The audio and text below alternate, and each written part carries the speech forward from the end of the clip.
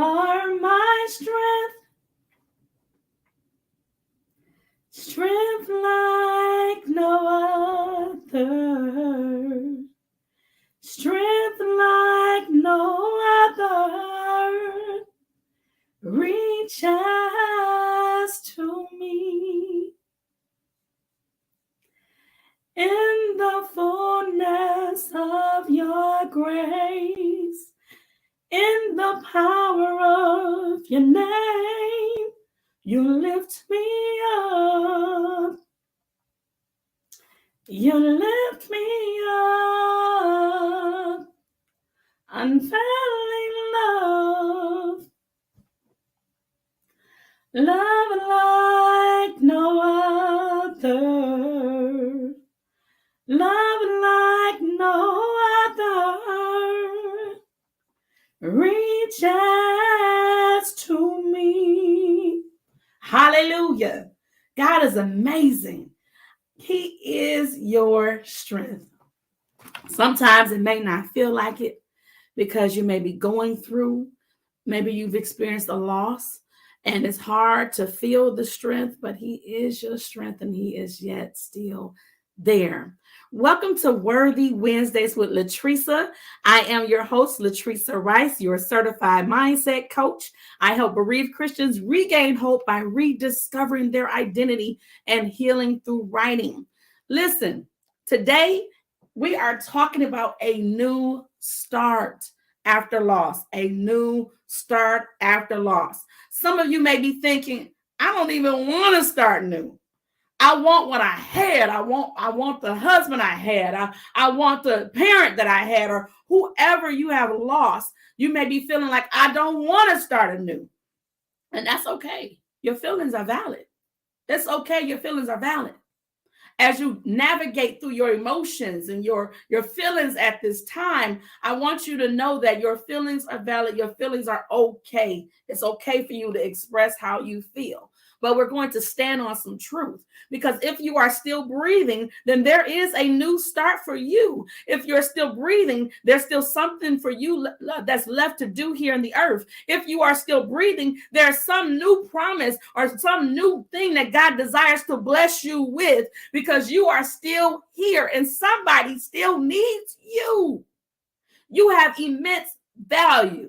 You are worthy. You're worthy of receiving love. You're worthy of experiencing love again. You're worthy of being refreshed. You're worthy of being restored. And today we're talking about a new start after loss.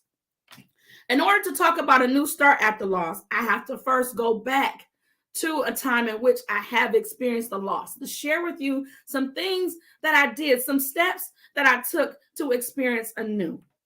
All right. So I'm going to share those things with you. I'm going to go back to 2020. All right.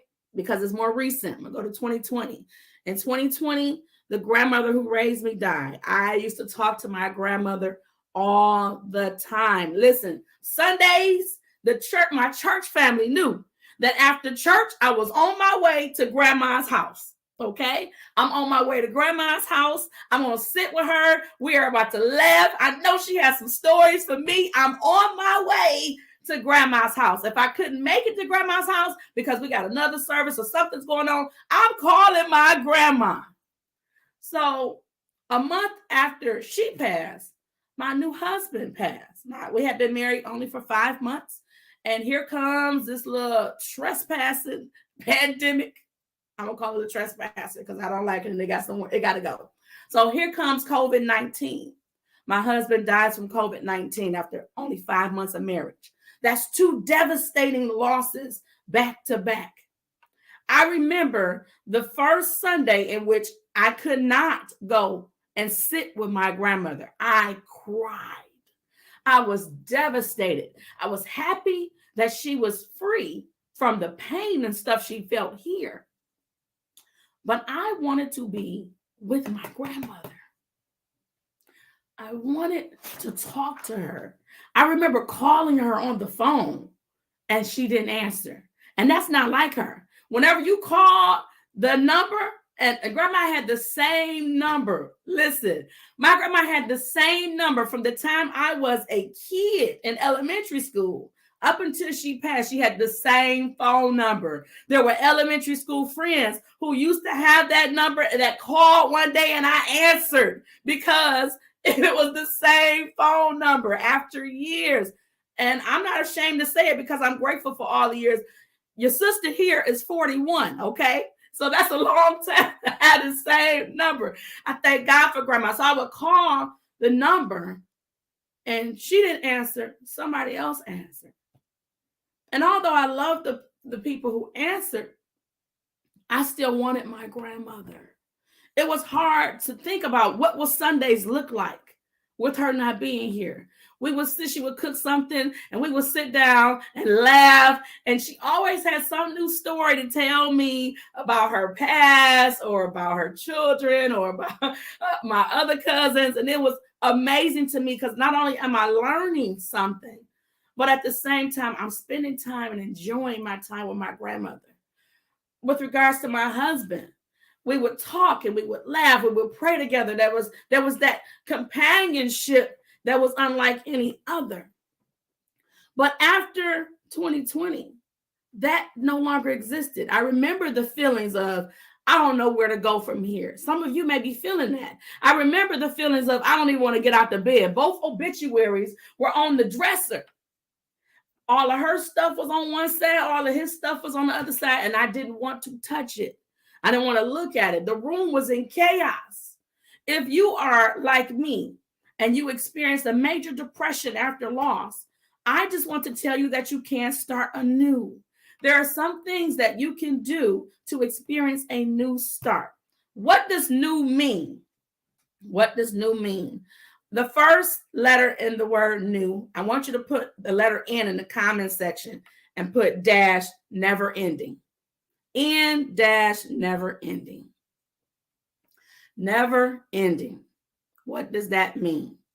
You're going to have to remind yourself that God's love is never ending. You're going to have to remind yourself. And this is a hard period of time. It may be a hard period of time that you're going through. And those reminders are going to help you get through this period of time. And there's some other physical reminders that you can do. And I'm going to, now let me introduce this because this is something that I didn't even realize at the time that I was doing, y'all. But I want to share it with you. Have you ever taken the 5 love language test? Put a yes or a no in the comment section. That way I know if that's you, if you've ever taken it. It's called 5 love languages. If you've ever taken that test and you found out what your love language was. For me, my love language, the first one was affirmation. The second one was gifts, right? So during this time of great loss, one of the things I did was I sent myself never-ending gifts. I was walking around affirming what my faith says about me getting up from here. Despite what I was feeling, I need to speak the opposite. You are royalty.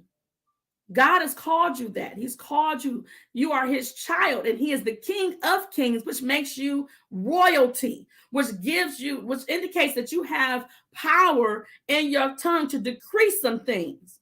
So I would lay hands on myself, and I was sick too. I was going through some things, y'all, in this body. I'm telling you, I didn't find out until later on that year that I also had COVID-19. But listen, I would lay hands on my chest while I was struggling to breathe and decree that my lungs, you will line up and you will function properly. I would make decrees because you are a child of God. You have the power to decree things. And guess what? As long as it lines up with his will and you don't waver, you don't doubt, you don't have nothing to fear. So you can make some decrees. So I remember making decrees, but I also remember sending myself gifts. Now, I don't know how many of you ever used the Wish app, but during that time, the white walls in the home that we were living in, those walls were driving me nuts. With everything in the same position it was when my husband left, I could not mentally deal with that space. Because in my mind, every time I looked at that door, he was coming back through that door. And I had to completely shift the image of the home so that I mentally can move and have a new start from there. Some of you may have to completely shift the image of the area where the loss occurred so that you mentally can start anew. You can at least take some steps and start anew. So for me, an aspect of that was ordering a gift from the Wish app, some sort of artwork to put on the walls. We're going to get rid of all these white walls, right? Something like that. So I start ordering some backgrounds. I just order one thing and let's see what happens. Well, at that time, the Wish app took a long time for those gifts to get to me, okay? By that time, I forget I ordered something from the Wish app. So here comes this little package in the mail with my name on it. And remember, I was going through some things. There was a period where I didn't even want to go outside because there was this fear that gripped me. There was this fear of stepping out the door. What if I step out the door? Because see, my husband left out the door and he didn't come back. What if I go out this door and I die right here? What if I go out this door and be around more people and I catch, and at that time I didn't think I had it, I catch COVID-19 and there's this fear. But in order to overcome fear, you got to take one step. So the never-ending, reminding myself of the never-ending love of God was essential, but also sending gifts. Gifts was a part of my love language. What is your love language? I challenge you to find out what your love language is, and do not wait for other people to love you according to your love language. What is your dominant two areas? So again, for me, it was affirmation. My second one was gifts. So all during that time in which I was working to get my mind wrapped around the fact that I'm going to have to start anew, right? I was sending myself gifts. As you're starting anew, you're loved. As you're starting anew, here comes something else new, right? So if your love language is any in that area, you can feel free to do that. If your love language is, let's say, physical touch. Now listen, your girl got a 1 point. I have 1 point in physical touch. 1 point physical touch. That's not my love language. But I have done some study on it. So if your love language is physical touch, then for you, during that time in which you are experiencing the intensity of that pain, I would encourage you to go get a full body massage. Go pay. You are worthy of that treatment. The pain that you are experiencing, the pain that you are going through, it's time for it to leave and start anew. Okay? If your love language is acts of service, you can do an act of service for yourself at that time. What is it that you wanted to have fixed, or you wanted to repair or do in the household that you've never really found the time to do? During that time, do it. Serve yourself. The things that we do for others, we are worthy of experiencing. The love that you're giving to other people, you're worthy of that love too. So it's okay during this particular time to have a never-ending. And I'm going to give you the next letter in the end, next letter in the word new, all right? Put an E in the comment section, E-expressions. We need to do something. If we're going to get out of this, yes, we need to be praying and believe in God for it. If you're in a state, and I remember this in the very beginning, if you're in a state in which you're angry with God and you feel like, I don't even want to talk to him right now. Like I was praying for him to heal my husband. I don't want to talk to him right now. I was praying for him to heal my mother, and she died. I don't want to talk to him right now. If you're in that state, know that God is still with you in it, because he promised to never leave you or forsake you. So he's still there with you. And maybe in that particular moment, an expression of love for you is just simply listening to a devotional. Because we still need the word. You might be mad. Just like if there are times in which we get mad at our parent, but we rarely just disown our parent. That's just not why. We don't do that. We might get upset. Might pout for a minute. Might not have nothing to say to them. Because I know there were times in which my grandmother might say, she might have said something to me that hurt my feelings, and I would go silent. I have nothing to say to her right now. But there's no, that even in my silence, I didn't stop loving her.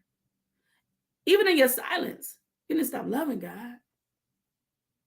So during this time, we need to have a never-ending expressions. And that, for me, that also tied into the gifts I told y'all about. So I was ordering things to change the appearance of the walls and the dynamics in the house so things look completely different. I had to continue to live in this house for a whole nother year before I purchased my new home, right? Because at that time, it was renting. So if I'm going, we had a lease. So if I'm going to live here and make it in this same space, and my husband is not here, I'm going to need to completely shift the way this thing looks so I can mentally get through this. Start anew. So we have never-ending expressions of, and here's your W. Put the W down there. Worthiness. If we're going to start anew, we need to start by having never-ending expressions of worthiness. What can you do today to highlight the fact that you are worthy of a new start?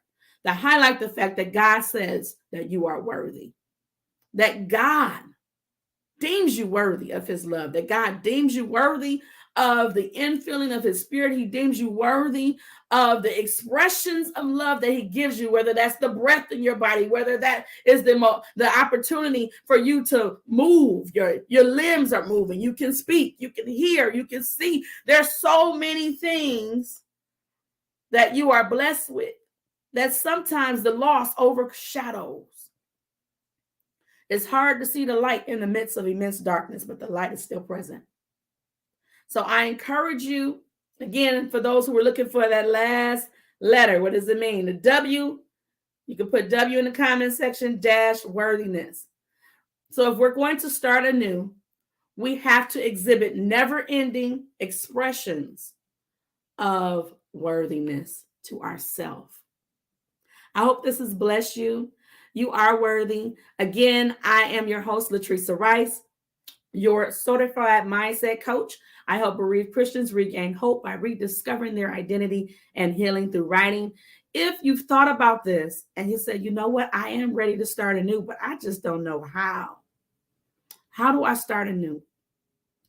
Put in the comment section how, and I'll reach out to you. Have an amazing day. Bye-bye.